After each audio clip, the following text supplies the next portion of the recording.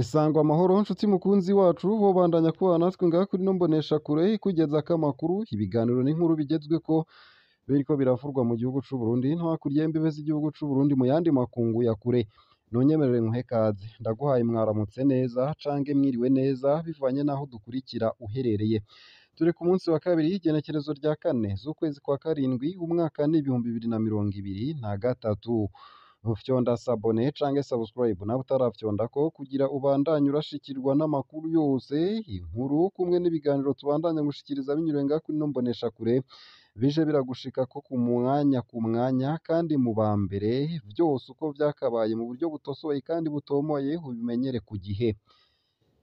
Abategetsi 15 b'u Burundi 12 baje bavuye i Bujumbura bari barongowe n'umushikiranganji Imeride Sabushimike mu vyajejwe harimwo agateka kazina muntu. Domine Banyangimbona hajejwe ubutungane nawe nyene bari kumwe. Sylvestre Nyandwi umushikirizamanza mukuru wa Repubulika bari kumwe. General Christophe Manirambona batazira wa Kenya asanzwe azwi mu madosiye yo guhonyora agateka kazina muntu, ni nawe cegera c'umukuru w'igipolisi nawe niho yari. Abo bategetsi bose vyari bitegekanijwe ko ejo haheze bari kwitaba umurwi wa ONU ujejwe kubahiriza amasezerano mpuzamakungu ajanye n'uburenganzira bwa politike. Urwo rwego barwita mu gifaransa Comité des droits de l'homme. Ayo masezerano nayo ni Pacte International des droits civils et politiques.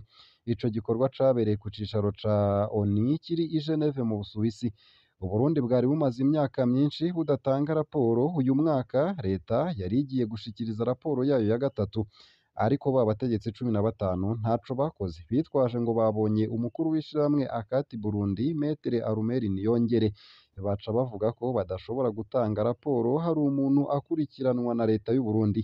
Wa murwi warabasiguriye ko ibikorwa vyabo vyama biba ku mugaragaro, ko ata muntu babuza kumviriza. Abategetsi 15 baragarwa barivumbura, nuko ikibazo c'Uburundi gica cigwa leta itahari. Hari aho leta y'u Burundi inezera ingene izi kwerekana ivy'ibiriko iragirizwa. Iyi leta yagirizwa amabi menshi harimwo no guhonyora uburenganzira bw'abaharanira agateka kazina muntu. None hari iyindi nzira yo kuvyereka isi yose yosumba ivyo baraye berekanye i Geneve mu Busuwisi. Nuko amafaranga y'igihugu abarononywe, umurengera w'intumwa za leta zaturiye amatike y'indege, amahera y'amahoteli azimvye i Geneve abaraheze. Bahagaritse ibikorwa bajejwe bagenda i Geneve kwitemberera. Ikibazo c'Uburundi kirigwa bavayo batavuze. Nayo mu bindi kandi mu ntara ya Cibitoke kurondera ibitoro mu Rwanda no muri Kongo birabujijwe naho hibonekeza ikena ryavyo inshuro nyinshi. Haheze indwi yose ata kibanza na kimwe mu bisanzwe bitangirwamwo ibitoro gitanze ico kidandazwa mu ntara ya Cibitoke mu buraruko bushira uburengero bw'Uburundi. Abadereva be na bene imiduga bihebuye bategerezwa kwimenya mu kukirondera muri Kongo be no mu Rwanda. Ariko buramatari w'iyo ntara akaba agabisha ko hazohana icitswe urudandazwa rw'ibitoro rudaciye mu mategeko. Ico gitoro naco kikaba kigurishwa gushika ku mafaranga y'amarundi 9,000 kw'iritiro mu kinyegero, inshuro zirenga zitatu ku giciro cashinzwe na leta. Nk'uko bivugwa n'abanyagihugu bakoresha imiduga co kimwe n'ayandi mamashine hakoresha ibitoro, ntibigikunda kurangura imirimo ya misi yose bivuye kw'ikena ry'ico kidandazwa. Haheze indwi yose ibibanza vyose bitangirwamwo ibitoro mu ntara bitaronkejwe n'ima rimwe ry'ibitoro. Ati biratangaje, ivyo biraturengeye, ntituzi ivyo abategetsi bariko barakora. Ivyo nivyo bavuga bafise ishavu. Kwikora kw'isoko rya magendu. Kugira dushobore gukora, uburyo bumwe buhari ni ukwikora kw'isoko rya magendu. Nk'uko amakuru dukura ngaho yabimenyesheje, kimwe gusa umutegetsi arongoye intara amenyesha ko azoduhana. Mugabo hariho abakora urwo rudandazwa badatinya bazana ivyo bitoro mu mabido babikuye mu Rwanda be no muri Kongo, baca bagurisha iritiro ku mafaranga y'amarundi 9,000. Kirazimvye ariko mugabo nta kundi twogira, duca dupfa kugura. Ivyemejwe n'abadereva b'amabisi yunguruza abantu. Inkwirikizi: ikena ry'igitoro rifise inkwirikizi zigaragaza ubwo nyene mu bijanye n'ibiciro vyo kwiyunguruza. Vyaradugijwe gushika ku ncuro zirenga 2 mu bibanza bimwe bimwe. Kuva mu Cibitoke gushika i Bujumbura mu mugwa mukuru w'ubutunzi, igiciro co kwiyunguruza cavuye ku bihumbi 5 kija ku bihumbi 12 mu mafaranga y'amarundi, kandi ibiciro vyo kwiyunguruza hagati muri iyo ntara vyadugijwe incuro zitatu nk'uko vyamenyeshejwe n'abanyagihugu, aho batanze akarorero kw'ibarabara rya Rugombo-Mugina basigaye barihishwa amafaranga y'amarundi agera ku bihumbi 7,500 bari basanzwe bariha amafaranga 2,500 gusa. Abanyagihugu bagasaba ababarongoye na cane cane umukuru w'igihugu gutora inyishu irama nk'uko yabisezeranye. Nayo mu yariko aravurwa hanze y'imbibe z'igihugu c'u Burundi nuko muri Repubulika Iharanira Rusangi ya Kongo hariko haravurwa isabukuru y'imyaka igira 63 yo kwikukira itabereye. Umuhuzabikorwa w'ishirahamwe ridakiranira ivyicaro vya politike NSCC Jonas Ciyombera arababajwe n'ukuntu inyuma y'imyaka 63 Repubulika Iharanira Rusangi ya Kongo yikukiye ibintu vyose bicumbagira mu bisata vyose. Ku bwa Jonas Ciyombera nta terambere rigaragara ryigeze ribaho na cane cane mu bijanye na demokarasi. Ku bwa NSCC Repubulika Iharanira Rusangi ya Kongo ntitera imbere.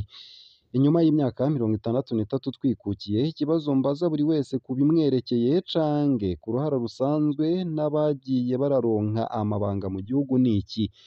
Kongo twayimariye iki mu bijanye na politike?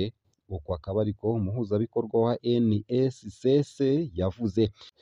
Ciyombera akaba abona ko bariko bakirimbira aho bari nk'isekuro. Inyuma y'intwaro zahirika ubutegetsi, izapfungira abantu ubusa, ubu nta n'intwaro rusange iriho, kandi ibintu bitera biyangara. Ntidushobora no gutsimbataza intwaro ibereye mu gihugu. Amatora azacanishamwo abantu. Abakongomani baracari mu macakubiri aho kurabira hamwe ico bateza imbere. Ntitwateye imbere biboneka mu bijanye n'intwaro rusangi. Ni uruhendo. Uko akaba ariko yavuze ababaye. Benshi mu bari ku butegetsi ntibabibona uko. Bavuga ko ibijanye n'intwaro ibereye vyateye imbere na cane cane mu kubahiriza amategeko. Ivyo abatavuga rumwe na leta siko babibona kuko abanywanyi babo bama batotejwe. Nayo tukiri muri Repubulika Iharanira Rusangi ya Kongo nuko ikavimvira impunzi zigeramiwe n'inzara. Impunzi z'abarundi ziri mu kigo co kurindiriramwo ca Kavimvira mu buseruko bwa Repubulika Iharanira Rusangi ya Kongo zivuga ko zishobora kwicwa n'inzara hatagikozwe. Bamwe muri bo barasegerereza mu miryango y'Abanyekongo i Buvira mu ntara ya Sud Kivu kugira ngo bashobore kubaho, bakaba basaba HCR kubagarukirako. Muri iyo kambi ya Kavimvira hariyo abantu barenga 900. Abayirimwo bafise ingorane nyinshi harimwo inzara, baba mu mahema munsi y'ibiti vy'imyembe kandi ntaco bafise co gushira ku munwa. Akarorero ni aka Justin Habarurema. Birangora kuronka ibifungurwa vy'abana banje, ndabaha ubushaza bukeya n'ubugari bw'ifarini hafi isaha 10 z'umuhingamo. Abana bashobora kwicwa n'inzara kuko bafungura rimwe ku munsi kandi ibifungurwa ni bike cane. Uko akaba ariko uwatunze umuryango hagaragaza umwiheburo. Charlotte Niyonsaba, umukenyezi twasanze muri quartier ya Nyamiyanda ahetse umwana mu mugongo nawe nyene hafise ibibazo. Mu gisagara c'i Buvira abakobwa n'abahungu b'Abarundi bamara umunsi wose bariko barasegereza mu mabarabara, mu miryango no ku buriro. Mpitamwo kuja gusega hako nokwicwa n'inzara n'aba bana. Uko akaba ariko bivugwa na Niyonsaba ari impande y'abana bafise amasashe y'umuceri bahawe n'imiryango y'Abanyekongo. Kubw'Abanyekongo bamwe bamwe baba mu makaritiye ya Nyamiyanda, Kimanga ndetse na Murongwe, ntivyumvikana ko HCR idafasha abo Barundi.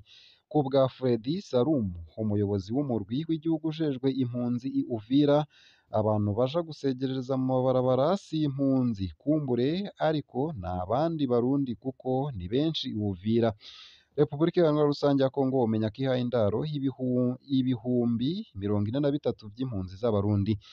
Kubw'ibiharuro bitangwa n'umurwi w'igihugu ujejwe impunzi, Abarundi 1,683 barahungiye muri ico gihugu mu myaka 6 iheze.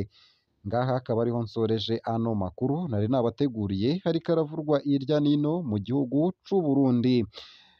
Nkushimira wobandanya kubana natwe, ndagushimiye wobandanya kubana natwe ngaha kuri no mboneshakure ukabitwereka ufyonda sabone canke subscribe. bandanya ururanirwa mu vyo uriko urarangura uwo munsi kumwe n'ivyo vyose utegekanya kurangura.